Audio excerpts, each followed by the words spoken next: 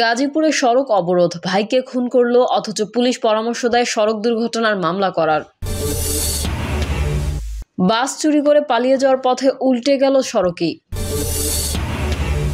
জানাবো দুর্ঘটনায় মমতাজের নিহতের খবরের বিষয়ে যা জানা গেল, এবং সর্বশেষ জানাবো আতঙ্কে রাতের ভোটের সহযোগী সাবেক ডিসিরা।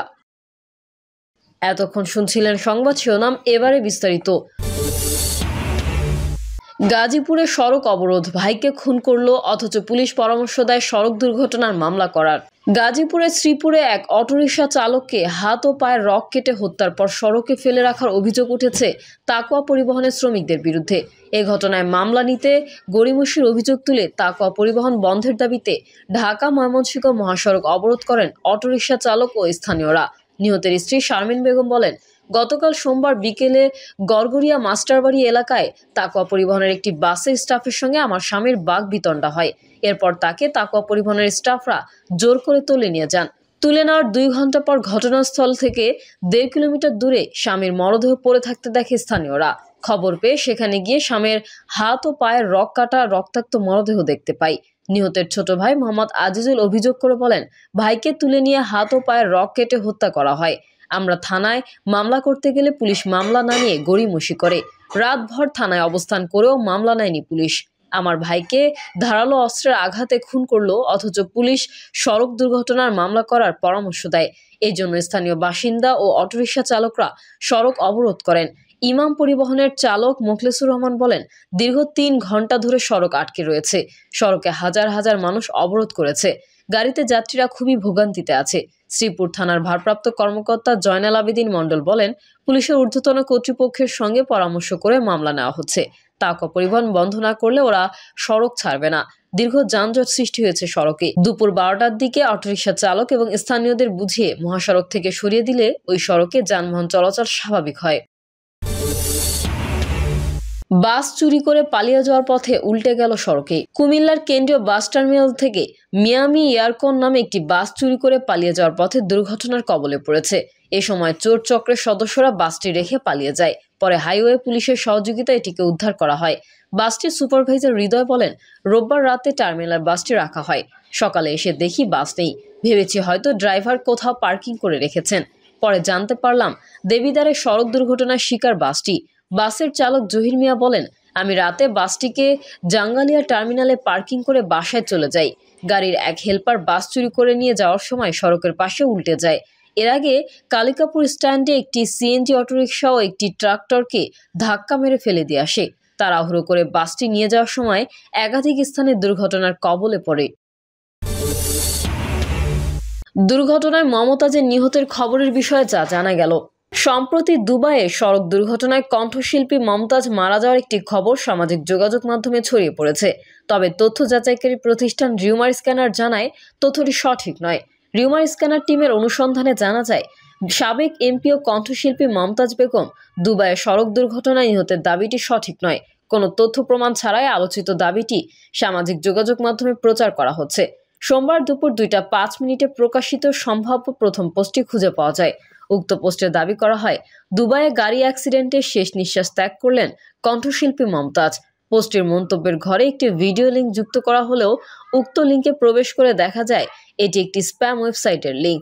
পরবর্তীতে প্রাসঙ্গিক কিওয়ার্ড সার্চ করে আলোচিত দাবির সপক্ষে গণমাধ্যম ও বিশ্বস্ত সূত্রে কোনো তথ্য পায়নি রিউমার স্ক্যানার। সুতরাং দুবাইয়ের সড়ক দুর্ঘটনার সাবেক এমপি ও কণ্ঠশিল্পী মমতাজ বেগম নিহতের দাবিটি সম্পূর্ণ মিথ্যা। আতঙ্কে রাতের ভোটে সহযোগী সাবেক ডিসিরা। ফ্যাসিস্ট আওয়ামী লীগ সরকারের আমলে বিতর্কিত 3টি নির্বাচন অনুষ্ঠিত হয়। ওই নির্বাচনগুলোতে রিটার্নিং অফিসার হিসেবে দায়িত্ব পালন করা 66 জন জেলা প্রশাসকের মধ্যে 45 জনকে সম্প্রতি জনপ্রশাসন মন্ত্রণালয়ের বিশেষ ভারপ্রাপ্ত কর্মকর্তা এবং 21 জনকে বাধ্যতামূলক অবসরে পাঠিয়েছে অন্তর্বর্তী সরকার। এসব কর্মকর্তা এখন চরম আতঙ্কের মধ্যে রয়েছেন বলে জানিয়েছেন সংশ্লিষ্টরা। তারা বলছেন, 2014 সালের 5ই জানুয়ারি 10ম জাতীয় সংসদ নির্বাচন অনুষ্ঠিত হয়। একতরফা ওই নির্বাচনে মোট 147টি আসনে ভোট গ্রহণ হয়। বিএনপিও এর নেতৃত্বাধীন জোট নির্বাচন বর্জন করে। 153টি আসনে বিনা প্রতিদ্বন্দ্বিতায় জয় পায় ক্ষমতাচ্যুত আওয়ামী লীগ ও তার শরিকরা। ওই নির্বাচন নিয়ে ব্যাপক কারচুপি ও অনিয়মের অভিযোগ ওঠে। 2018 সালের নির্বাচনের মধ্যে দিয়ে টানা তৃতীয় মেয়াদে ক্ষমতায় আসে স্বৈরাচার আওয়ামী লীগ সরকার। নির্বাচনে আওয়ামী লীগ, জাতীয় পার্টি ও জোট সঙ্গীরা 188টি আসনে জয় পায়। বিএনপি ঐক্যফ্রন্ট পায় মাত্র 7টি আসন, বাকি 3টি আসন পায় বাকি দলগুলো। এই নির্বাচনের ক্ষমতার অপব্যবহার, জালিয়াতি ও আর্থিক লেনদেনের মাধ্যমে দিনের ভোট রাতে করার অভিযোগ আনা হয়। সর্বশেষ 2024 সালের শুরুতে বিতর্কিত নির্বাচনের মাধ্যমে ক্ষমতা গ্রহণের মাত্র 6 মাসের মাথায় পতন হয় আওয়ামী লীগ সরকারের। গণ আন্দোলনের মুখে গত 5 আগস্ট ভারতে পালিয়ে যান ক্ষমতাচ্যুত সরকার প্রধান শেখ হাসিনা। এসব নির্বাচনে ফ্যাসিস্ট আওয়ামী লীগ সরকারকে ক্ষমতায় বসাতে সহযোগিতা করার অভিযোগ আনা হয় ওএসডি ও বাধ্যতামূলক অবসরে পাঠানো 66 জন সাবেক রিটার্নিং অফিসারের বিরুদ্ধে। সূত্র বলছে, নির্বাচনের অনিয়মের সহযোগিতা ছাড়াও তাদের কারো কারো বিরুদ্ধে ব্যাপক আর্থিক অনিয়মের অভিযোগ রয়েছে। সরকারের পক্ষ থেকে তাদের বিরুদ্ধে বিভিন্ন শাস্তিমূলক ব্যবস্থা নেওয়া হচ্ছে। সব মিলিয়ে সাবেক এসব ডিসি বর্তমানে চরম আতঙ্কের মধ্যে রয়েছেন। সংশ্লিষ্টরা বলছেন, অনিয়ম করে কেউ অবসরে গেলেও শাস্তি থেকে রেহাই পাবেন না। তাদের বিরুদ্ধে দুর্নীতির অভিযোগ থাকলে সেগুলো দুর্নীতি দমন কমিশনে পাঠানো হবে। এ বিষয়ে সরকারের তরফ থেকে সিদ্ধান্ত নেওয়া হয়েছে। ফলে কেউ কেউ গ্রেফতারও হতে পারেন। এই কারণে তাদের মধ্যে আতঙ্ক বিরাজ করছে। বিতর্কিত নির্বাচনে রিটার্নিং অফিসার হিসেবে দায়িত্ব পালন করা সাবেক 33 জন ডিসিকে গত 19 ফেব্রুয়ারি ওএসডি করা হয়। একই কারণে 12 জন কর্মকর্তা এর আগেও ওএসডি হন।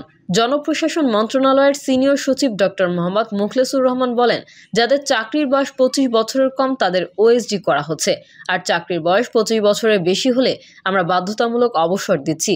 এটির মাধ্যমে সরকারি কর্মকর্তাদের একটি বার্তা দেওয়া হচ্ছে, সেটি হলো প্রতিবাদ করা। প্রতিবাদ করলে ফল পাওয়া যায়, আর প্রতিবাদ না করলে ফলে এ জাতি যে পর্যায়ে এসেছে সেখান থেকে মুক্ত হওয়ার জন্য এই সরকার সিদ্ধান্ত নিয়েছে যে একটি ব্যবস্থা নেওয়া বা শাস্তি দেয়া। সেই ব্যবস্থা শুরু হয়ে গেছে। এটাও বলা হয়েছে যে তারা ঘৃণ্য অপরাধ করেছেন। আমাদের কলিগদের সম্পর্কে অনেক কথা বাজারে আছে। 4 কোটি, 5 কোটি, 30 কোটি আর্থিক অনিয়মের অভিযোগ। আমরা বিভিন্ন সংস্থার মাধ্যমে এবং আমাদের নিজস্ব ব্যবস্থার মাধ্যমে যদি দেখি যে সত্যি সত্যি ঘটনা আছে, শুধু তাদেরকে আমরা দুদকে পাঠাবো। জনপ্রশাসন সচিব বলেন, সিদ্ধান্ত হয়েছে যাদের নামে দুর্নীতি, অতিরঞ্জন, আইনের বাইরে থেকে অতিরঞ্জন হিসেবে যে কাজগুলো করেছেন তাদের বিষয়টি প্রক্রিয়াধীন। তাদেরও চাকরি বিধির অধীনে যার যে সাজা তারা সেটি পাবেন। তাদের বিরুদ্ধে দুর্নীতির অভিযোগ থাকবে, তাদের পুরো কেস টু কেস দুর্নীতি দমন কমিশনে পাঠাবো। এর মধ্যে এই বিষয়ে সিদ্ধান্ত হয়ে গেছে, চিঠিপত্রও চলে এসেছে। সামনে ভোট, বর্তমানে প্রশাসনে থাকা কর্মকর্তাদের উদ্দেশ্যে কি বার্তা দিতে যাচ্ছেন আপনারা, এমন প্রশ্নের উত্তরে মুখলেসুর রহমান বলেন, সামনে নির্বাচন, ডিসিরা 3 দিন থেকে গেলেন। আমরা ডিসিদের এই মেসেজ দিয়েছি যে আপনারা রিটার্নিং অফিসার হবেন। ভয়ভীতির ঊর্ধ্বে থেকে সাহসের সঙ্গে আইন কানুন মেনে রিটার্নিং অফিসার হিসেবে দায়িত্ব পালন করবেন। যারা করবেন না তারা এই মেসেজ পেয়ে যাবেন যে না করলে কি ফল হয়। প্রিয় দর্শক, এই ছিল এখনকার সর্বশেষ সংবাদ। আপডেট সংবাদ পেতে চ্যানেলটি সাবস্ক্রাইব করে বেল আইকনটি ক্লিক করুন। কমেন্টে আপনার মতামত জানিয়ে আমাদের সাথেই থাকুন। ধন্যবাদ সবাইকে। আল্লাহ হাফেজ।